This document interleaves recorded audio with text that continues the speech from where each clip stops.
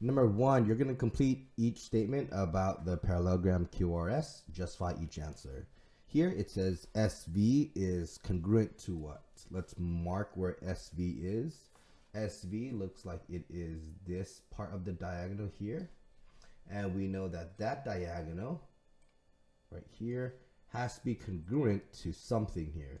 Well, the other piece of it, okay, is going to be QV, because this is one part of the diagonal, this is the other part of the diagonal. So we can put line VQ.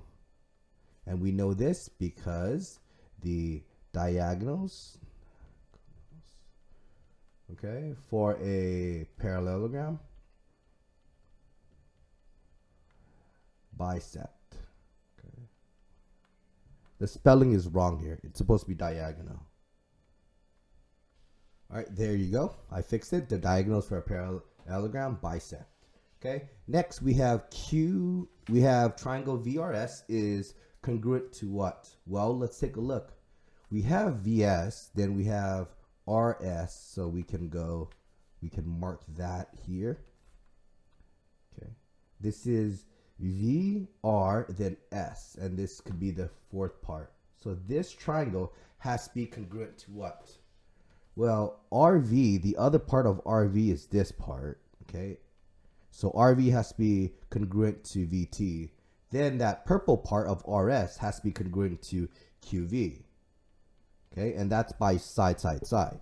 So we can write here that this is congruent to triangle VTQ,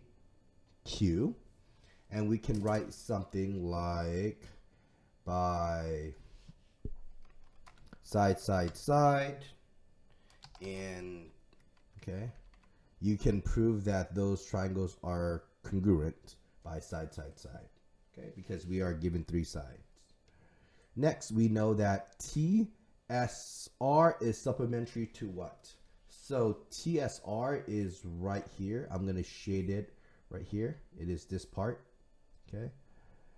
That part is going to be supplementary. So let's say it's like 80 degrees, right? Then that means this part, which is its consecutive interior, has to be 100, okay? So angle TRS is supplementary to angle STQ, because you know for parallelogram, so for a parallelogram, interior consecutive interior angles are supplementary.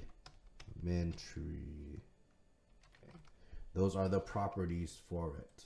All right, so there you go. That is number one.